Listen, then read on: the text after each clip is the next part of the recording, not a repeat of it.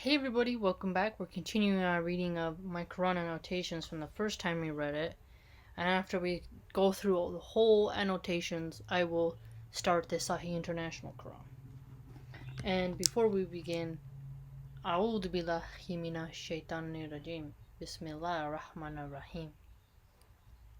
We are in Surah 24, Nur, picking up on the annotation on number 35, which was Allah doth guide whom He will to His light. Allah doth set forth parables for men, and Allah doth know all things.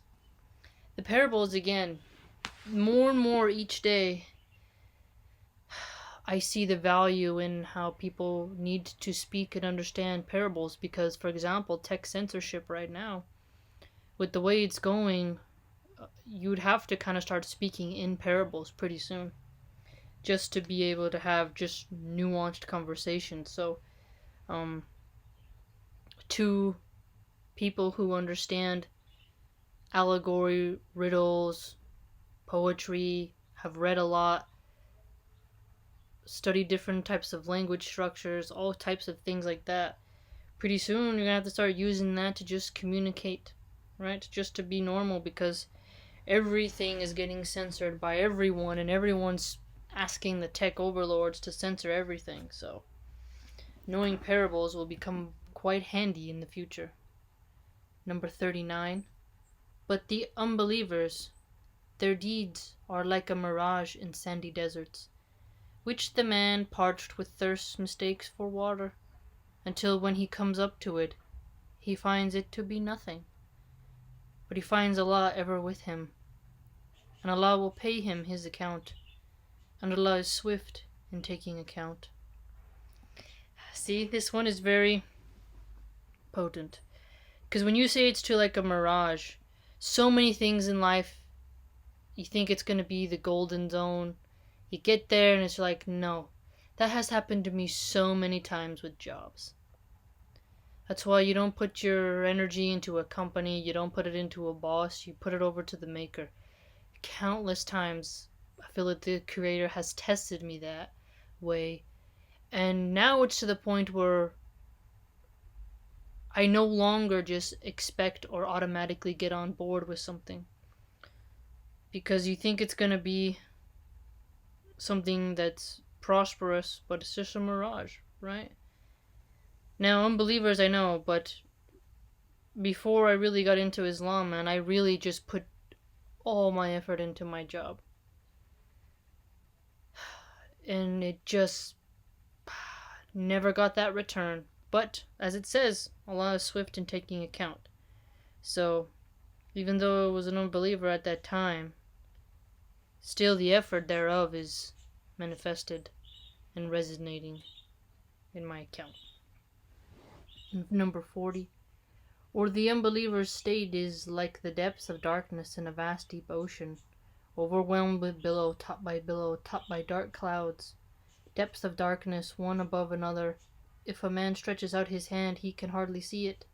Again, that reminds me of what the whole concept, like in Epic of Gilgamesh, when he goes into the darkness and it says, dark was the darkness, there was no light, and it's repeated again for emphasis. That's thousands of years ago that epic poem was written down.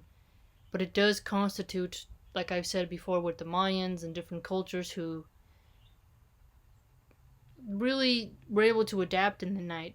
But here, the way the Quran mentions it is another way that this just web and web.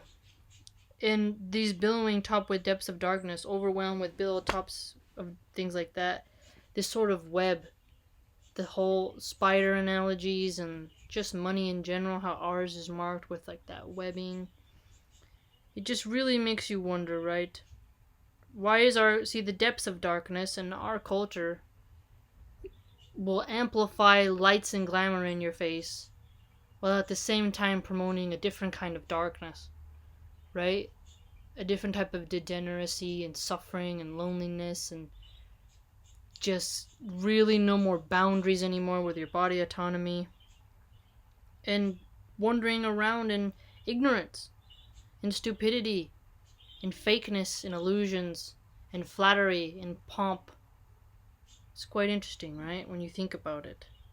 They can hardly see.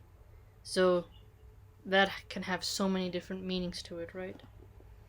For any to whom Allah giveth not light, there is no light. Now, every day, I suggest we pray for guidance. Put us on when you say your prayers, man, you ask for guidance because you need that compass. And then on 42, yea, to Allah belongs the dominion of the heavens and the earth. And to Allah is the final goal of all. So again, whenever someone says, what's the purpose of life? One of the answers, there's many answers, but one I'm going to give is to return to my Maker, right? I came out through my mom, going back to meet the Maker through the grave. 44. It is Allah who alternates the night and the day. Verily in these things is an instructive example for those who have vision. Go to bed, wake up early. It really stretches out the day too. I've really gotten very accustomed to how it works now when it comes to waking up. The day feels longer. And I find myself having extra time and it's quite good. So now at night, before it would be more of like the moon comes out, it's time to go and play, right?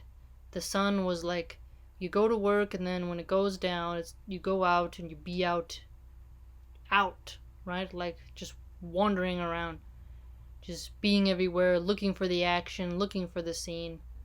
Now it's like the sun goes down, light a little candle, turn on my little lamp and nerd out or read or play video games or cook, wash some dishes, simple things, simple pleasures. But the night, man, it's so complex because you think you can control the night by being out in it freely, but there's other things that lurk out there, especially in today's time. And Allah has created every animal from water, and of them there are some that creep on their bellies, some that walk on 2 legs, and some that walk on 4. Allah creates what He wills, for verily Allah has power over all things. So it created every animal from water.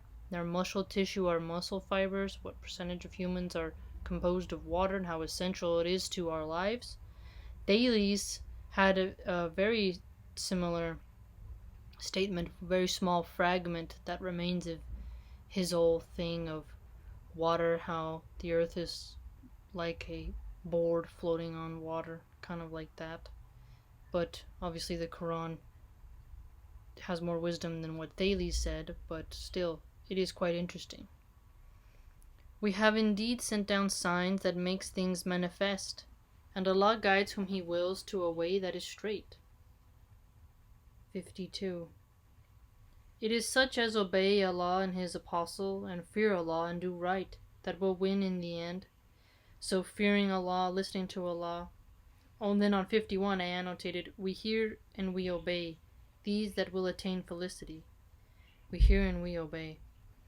Now what's interesting is this, when I was reading the Jewish scriptures, learning about it, they said that when God went around, Yahweh, they call Him Yahweh, when He went around and asked different nations if they were ready to receive the Torah, Israel, when they responded, said, we hear and we obey. Something along the same lines like that. And that's why God chose Israel, because the others said, what is contained in the book and how will we act it? There were different rabbis who wrote down different things that I read. But they term is like why God chose the nation, the sons, the people of Israel. So this thing of we hear and we obey, right? Submission. Listening and, saying no need further. And then on 53, I annotated, Allah is well acquainted with all that ye do. Again, the double-fold meaning of you're doing negative, you're not going to get away with it. You're doing something good, it's going to get accounted, even if your boss, neighbors, partner, parents, whomever doesn't see it. And that's another way in which the Quran can give us hope. because I find myself saying that constantly, literally constantly, right? It's a very helpful reminder because we do forget. We really do.